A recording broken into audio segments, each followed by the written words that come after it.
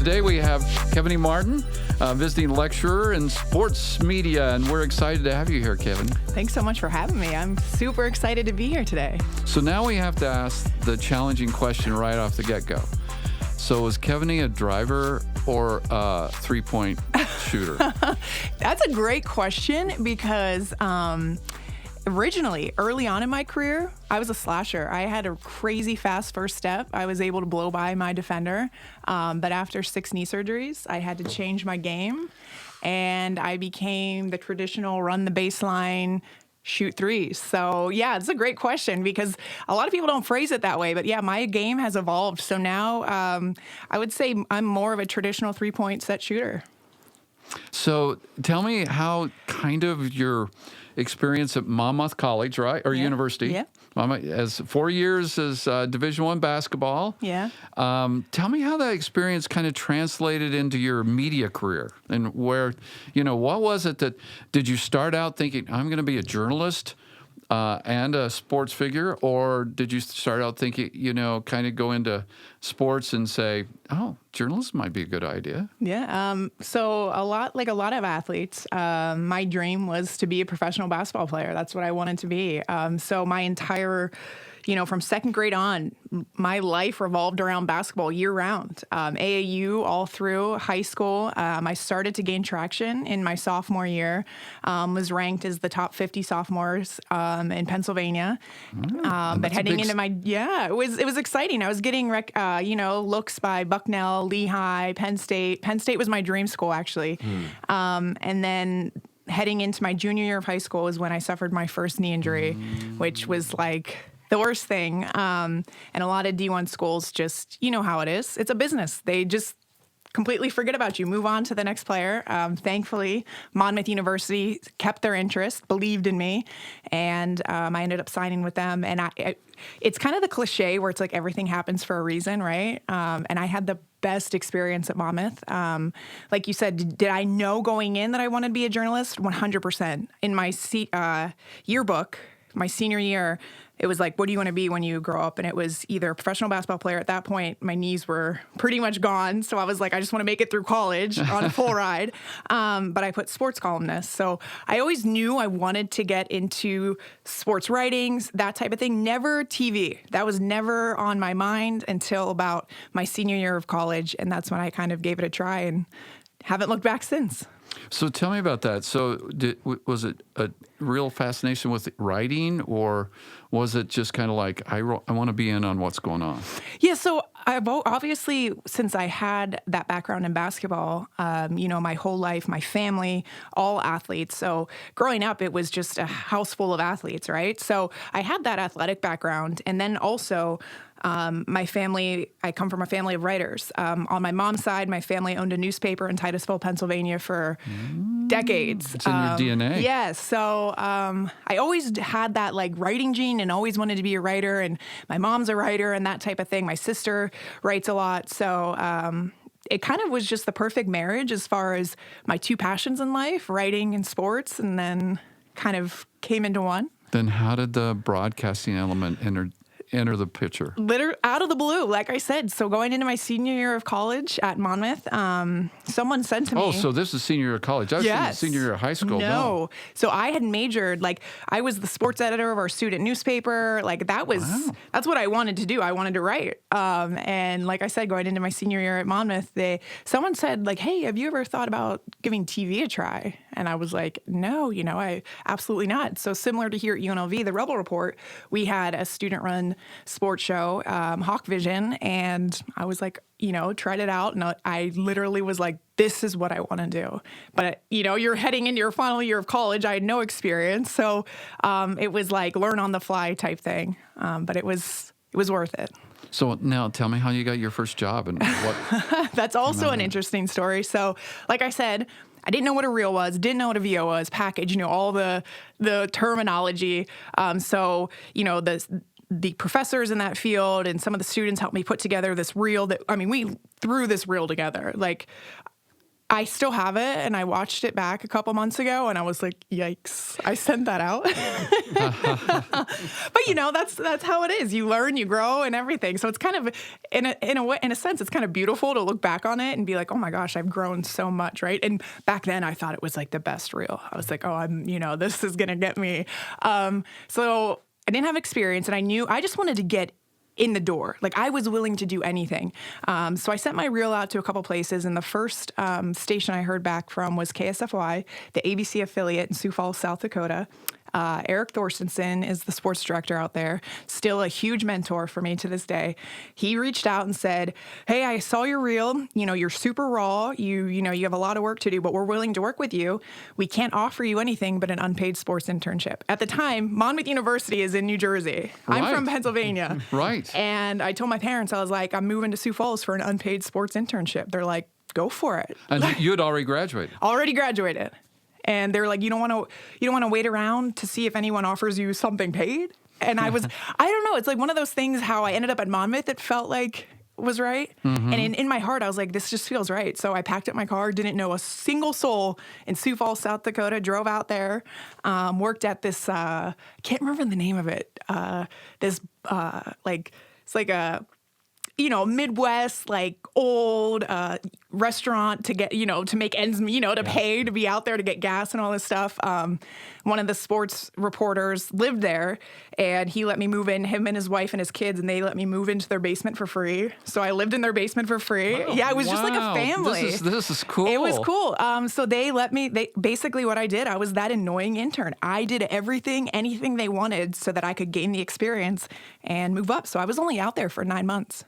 And then kept moving on. So you were unpaid the full 9 months? Yep. Working at a restaurant? Working at a restaurant to pay for my gas. Because like I said, the living was free. They were like, yeah, move in. We've had interns before. Move into our basement. They were awesome. The thing was, they're like, you just have to babysit our kids on the weekends so we can have date night. And I was like, deal. Oh, yeah. It was amazing.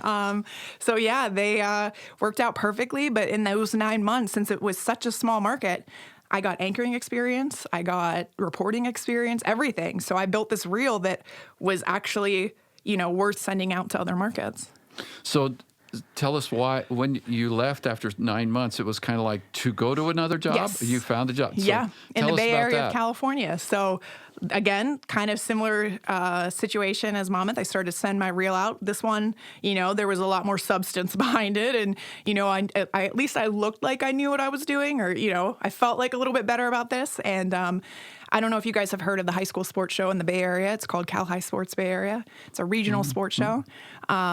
The founder of that, so it airs on Comcast Sportsnet California. So it's like a great opportunity for like young journalists to get their foot in like a big market, right? To get your foot in the Bay Area of California, people like start there and they spend their whole career there, right? Like they don't leave. So he reached out, saw my reel. I went for an interview and got the job out there. So I went from Sioux Falls to the Bay Area. That's a huge jump, Kevaney. Yeah. Oh, I was nervous and excited. And it was a great experience covering high school sports out there. It's kind of similar to Texas. You have De La Salle, who has like a Netflix special about them. So yeah, it was just a really cool experience out there. How do you feel the experience you had in Sioux Falls really set you up for a career? Because that's what you were building, whether you knew it or not. I mean, you were learning the ropes, you were learning how broadcasting worked, but it obviously positioned you in such a way so that when you sent your reel off to one of the top 10 markets in the United States, they took you seriously. Yeah. How did that? I've got two questions here. Number one, was that really what you were going for at the time, or did it not really occur to you until later that I'm building a career right now? And does that same pathway exist today for our students that are going through our program right now? And, if it's changed, if it's shifted, I'd be curious your take on both of those things. Yeah, so the first question, at the time I really didn't. I just saw an opportunity and I was like, Eric Thorstensen's giving me this opportunity and I'm going to take it. And it's tough. And I try to explain this to my students and, the younger generation that I mentor. When you first start off in the business, first off, you have to be willing to go anywhere. A lot of times, you see ESPN and you see these network shows, right? And you're like, that's what I want to do. But it takes time. Like, don't get me wrong. There are people that break into the business and they go straight to network, and that's amazing, right? But the majority of us have to start small, and we have to be willing to go to the Sioux Fallses, to the Omahas, and do everything. Produce, edit, show that you can do everything, break into the business, get your hands dirty. So at the time, to go back to your question, no, it was kind of just more of like, okay, this is an opportunity. But then another aspect of it, and I try to, tell my students this, enjoy the journey. And I know it's so hard because you're like, okay, I want to go here. I'm going to give myself a year to grow. I want to go to the next. But to this day, the best experience I've had in this business is Sioux Falls, without a doubt. I look back at that time and I'm like, I wish I would have just sat back and enjoyed it more, right? Because I was looking so far, like, okay, I got to do this to get here. I got to do this. And I know it's so hard because a lot of times, when you've experienced it, you can look back. And I try to just tell my students, especially the ones that are getting into those small markets now, I'm like, enjoy it. I know, like, this isn't the end all be all for you, but while you're there, take the moments to really enjoy being in these small markets and getting your hands dirty. And what was the second part of the question? Well, I'm curious, you graduated and went on a career trajectory that I think was very common, right? You start in a small market, you get your reps in, you start putting a package together or a reel together that's going to get you into a larger market, right? But the industry has changed a lot, right? And I'm curious, as you're talking to your students and you're sharing with them what you've been sharing with us in this podcast today, does that model still exist today? And, what other insights have you gleaned along the way that you're sharing with your students about, this was the career trajectory in the past. Maybe things are a little bit different right now. Yeah, I think in a way it does still exist. You still have that local news mindset where, if you want to get to those bigger top 5 markets, you have to pay your dues, right? In the smaller 100 markets, in the Sioux Falls markets. But also, when I graduated, the Twitter and all of that was just starting, right? So now you can literally leave college and get hired as an NFL, digital reporter straight out of college, which was unheard of, for me. So I like to tell my students that you guys have a prime opportunity right now. Like, where you guys are at, the opportunities, 1, it's super competitive. 2, though, the opportunities are endless across the board. If digital reporting wasn't a thing 5 years ago, right? Now you can have a full-time job as a digital reporter and, put together some really solid work and have millions of views, hundreds of thousands of views over the internet. So to go back to your point, I think that model still does exist in some aspects, but also there's a new model, and it's ever changing as far as the opportunities where, you can go straight from UNLV to being the Raiders digital reporter, which is, if you really think about it, that's a crazy jump, right? To go from being a student to an NFL digital reporter. So, but it's not unheard of. So I think, I like to tell my students that, it's exciting for you guys right now. Like, the opportunities are endless. And it's interesting. It's really fun to be a part of, helping them get to that level. Well, tell us about that career path and what you feel like you picked out from each of those jobs that you had. Yeah, so from Sioux Falls, I went to the Bay Area, and that was more of like a regional, like I said, sports show. And that wasn't nightly. So it was a weekly sports show that aired every Sunday. It was an hour show. So it was different than like the quick deadlines, right? So we had a week to work on stories. We had and that was also a really cool experience because I got to work on my news writing, because instead of trying to turn these stories daily, you had a week to work on a 3-minute package, like a really inspirational story about a high school athlete that you found, right? That overcame these odds, starting quarterback, these really cool stories. So I look back, I was always kind of grateful to go from like that unpaid sports internship where, you're getting anchor experience, reporter experience, and you're seeing like a live newsroom to the Bay Area, which was a huge market, but it kind of slowed down for me, because it was an hour show, weekly hour show where, you really got to work on certain aspects of your like on air. Our shows weren't live, so all of them were pre-taped. So you got to work on stuff. Not pre-taped. So then I built another reel, right? So that's, you're always looking for the next move. And then I moved back east after that to Virginia and worked for the Fox affiliate out there covering ACC football, basketball. And I coming from the basketball background, it was heaven on earth. It was amazing. Which city in Virginia? Roanoke. Oh, Roanoke, Yes. yeah. So my main teams were Virginia Tech, Virginia, Wake Forest. Those were like the three majors that because they were in our viewing area. Right. And then, got to cover Duke, UNC, and it was just a blast. So I went back to like the news live, bigger market, right? Bigger teams. And then here to Vegas. So to go back to your question, I feel like, each stop shaped me in a different way, right? Like I said, it wasn't a live show in California. And then we went to Virginia and it was back to a live newsroom with bigger market, more viewers, and then over to Vegas. And so I think I picked up something along the way. I want to shift gears somewhat and talk about this latest part of your career trajectory being here at UNLV. So you are coming in as our lead sports media instructor, Kevaney, and we've been building a program for the past few years, and we're really excited because sports in Las Vegas is obviously this is a prime market, so to speak. So as you've been integrating here into the faculty and looking at the curriculum and thinking about things, I want to know, number one, what's most surprised you as you've made the shift from kind of being in a broadcast position where, whether you're going weekly or you're going daily, but now you're working with students and they've got their, we're teaching them about kind of the same things. So what's surprised you about making the jump to education?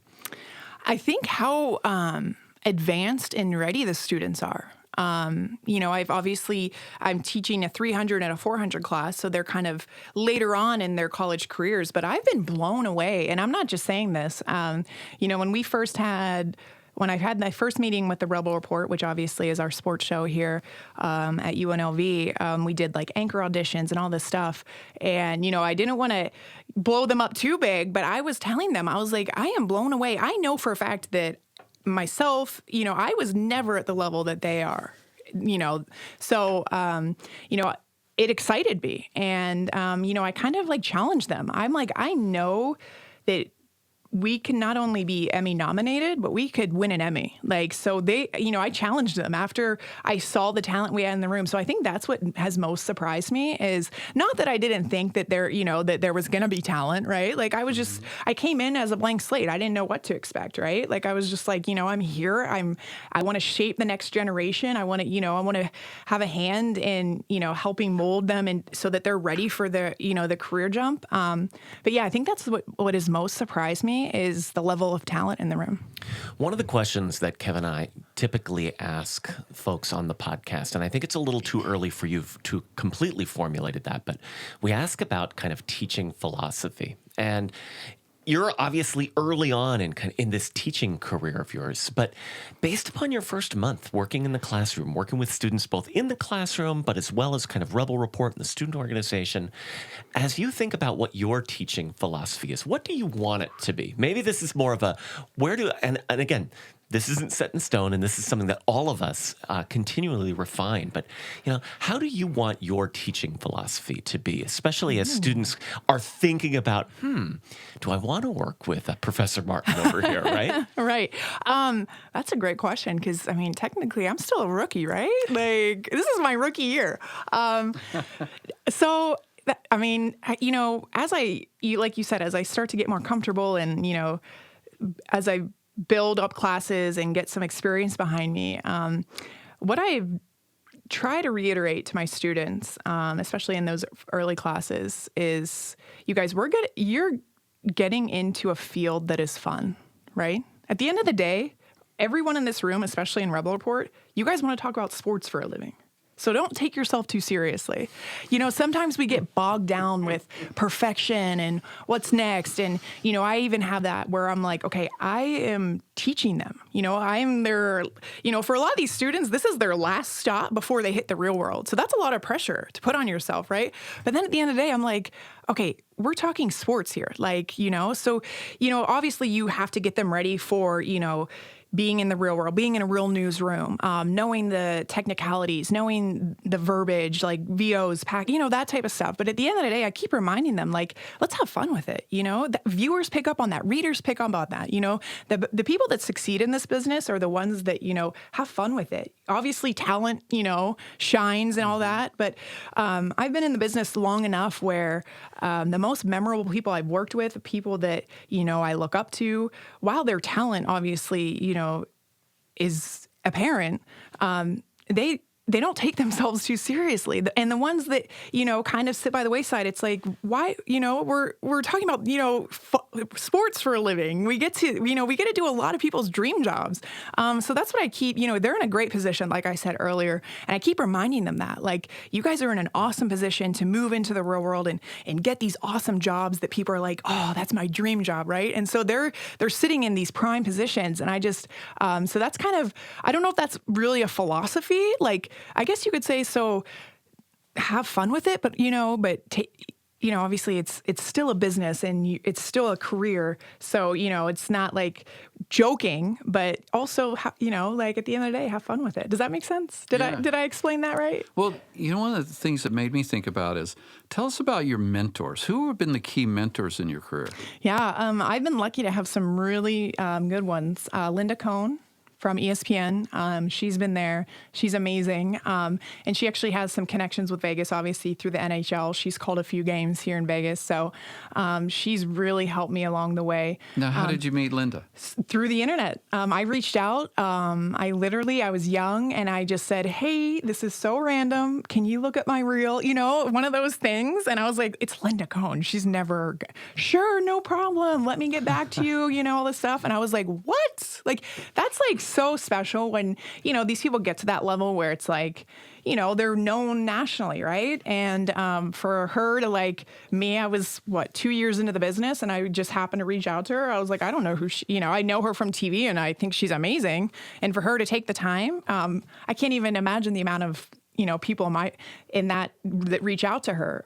So that's amazing. Marshall Harris, he worked at Comcast Sportsnet Philadelphia when I interned there when I was at Monmouth. Along the way, like I said, Eric Thorstensen, who's the sports director in Sioux Falls. So along the way, I've always picked up just people that have always been in my corner, right? That will look at my reel, will reach out to someone if, I need a contact. So I've been super lucky in my career to have people stand behind me.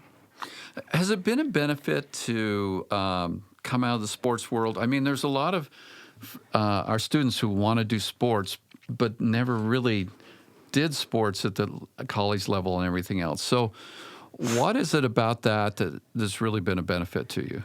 I think it's or has it been not been a benefit? I think it's been a benefit, yeah.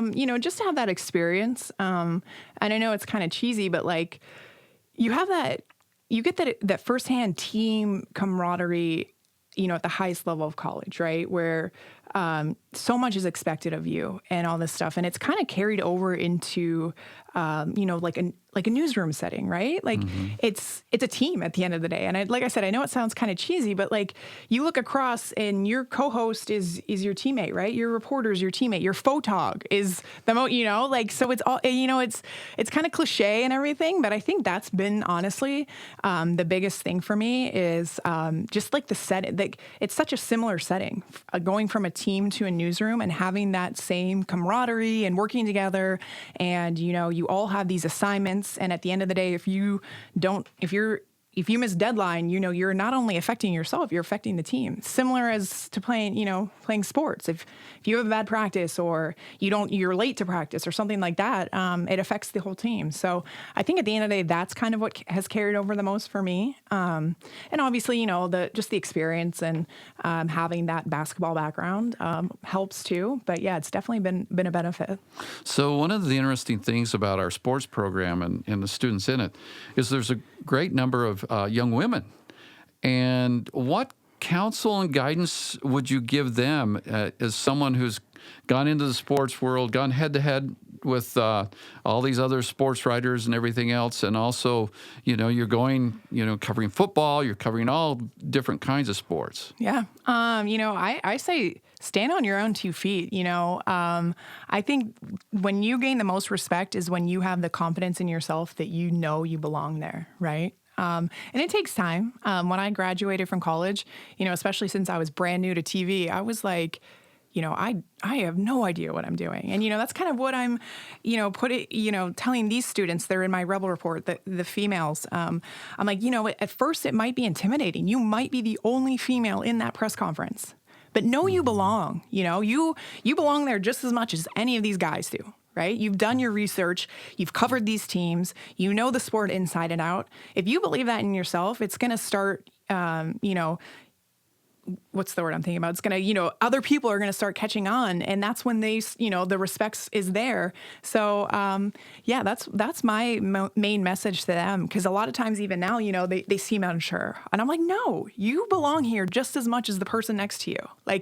And know that. And it starts inside. So, and it's super interesting. And I think this is one of my favorite parts of teaching so far is seeing the growth of the students. So we had one student audition as an anchor. And you could tell she was a little nervous, reading the prompter and everything. And I pulled her aside. I was like, you got this, you're fine. You're doing great. And she's like, I just don't know what you want. I was like, be yourself. That's what we want, right? We're talking sports. Right. So she ended up getting one of the main anchor gigs. And we did our practice show last week. And she was one of the anchors that did the practice read. And the growth she had from the auditions to the first practice show, I was blown away. After class, I pulled her aside and I was like, what changed in a week? I was like, you were so unsure of yourself. Not your reads were a little shaky, but I saw the potential in you. And in 1 week, you became this confident, and she's like, that's what it was. It was me believing in myself that I was supposed to be there. And I was like, I love it. So I think that's been my favorite part so far is just to see the growth literally in a week. So I'm so excited to see her at the end of the semester, and see the work that she's doing with that. That's, the main, one of my favorite things that I'm seeing so far as a professor. That's great. Yeah. You've been really generous telling us about your professional background, but we've reached the point of the show where we have to ask the hard-hitting personal questions, Kevaney. So I want to know this, and I think, so you touched on this a little bit. Sports is fun, right? And I imagine, personally, you still probably enjoy watching sports. If you could watch anything, you could just turn it on and it would be there, right? What would it be? Are you saying a particular sport? Are you saying it could be a particular sport, it could be a particular event or a tournament, something like that. But it doesn't matter what time of year it is. It's just if you could turn it on, it would be on right now. The NCAA Final Four. Men's or women's? Women's. Okay. There's nothing. I mean, men's is right there too, but I will die on this hill. I don't care if it's the Super Bowl. I don't care if it's any PGA major. I mean, the Masters is up there, but there is no greater event in sports, in my opinion, than March Madness. And the Final Four is the culmination of that. And oh my gosh, I even get excited talking about it. So yeah, if there's any sport that I could turn on any day, it'd be women's Final Four, men's Final Four right after that. Masters is a close third. Yeah. There you go. Yeah. I had to put that in there for Kevin, but I did. Yeah. I'm a big golfer too, but Masters, and they're all in the same time, right? So that's the best time of the year, the end of March, beginning of April. Oh, yeah. You have the Final Four, the National Championship, and the Masters. And Jim Nance gets to call them all. Give me your job, Jim. Now, you come from a family that was really engaged in sports. So tell us a little bit about your family. Yeah. So actually, I kind of got ahead of myself. When I said my house was full of athletes, it was the kids. It is so funny, our family dynamic. So my mom and dad are probably two of the most unathletic human beings you'll ever meet in your life. Not even exaggerating. My dad's a judge. My mom is an English teacher. And they're just two bookworms, right? So when they married and, they had kids, 4 of us, 4 in 5.5 years. My 2 oldest siblings are Irish twins. Yes. Wow, okay. So they thought they were going to have a house full of bookworms and just kids that wanted to read and, nope. We were the 4 most energetic, crazy athletes. They were like, where did they come from? We didn't play sports when we were kids. So yeah, when I have to backtrack. When I say a house full of athletes, it was the 4 kids. And so all 4 of us played sports through high school. My sister was an all-state runner. My brother played football, basketball, baseball, lettered in all of those. Of course, my main sport was basketball. So it was just a funny dynamic. And we still joke about it today. We're like, where are we really your kids? Because the athleticism isn't lining up. So it's funny. So when you get together as a family, is it like a basketball camp or something? Oh, yeah. Oh, gosh. So my dad will play, and he thinks he has the Wilt Chamberlain skyhook. And I'm like, Dad, just don't sprain an ankle it's like, I'm like, please, no, because he's tall. That's where I get my height. I'm 6'1". So my dad, he claims at one point that he was 6'5". He's shrunk a few inches. That happens. Yeah. So he's like 6'3.5". I'm being generous. He's probably like 6'3", but he's got, he's height. He has height. He's lanky. He's built like a hooper. He just didn't have any hoop genes, He just gave them to us. But yeah, we do play. We do play every time we're together, and it always ends in a fight to this day. It will never not. We are the most competitive, and I love it. Who's the reigning 21 champion? Is that even a question? Yeah, I mean, come on. Not even an attempt for a humble brag. That's right. No. It's just... I can't even remember the last time I lost in 21. There you go. Well, Kevaney, if there was a question we should have asked you that we haven't asked you, what would that be? So I have a 5-year-old Weimaraner. He is literally the greatest thing on this planet. His name is Reggie, named after Reggie Miller. I completely styled my 3-point prowess after I wore 31 my entire career because of Reggie. Reggie Miller has actually met Reggie. Oh, no. So it is, yeah. And That's great. Reggie Miller is one of the most gracious people you ever meet, but he was very confused as to why I was thrusting my dog named Reggie. He was amazing about it. And so Reggie has met Reggie. My dog is literally the greatest thing. And my dog and I, we're big trail runners. So usually if I'm not on a golf course, I'm hiking or running. I've done a lot of big hikes. That's my passion, is being in the mountains, being out with my dog. That's awesome. Yeah. So cool. Kevaney, thank you so much for sharing part of your day and part of your story with us. Thank you so much for having me. This has really been a blast. Thanks. Great. Thanks.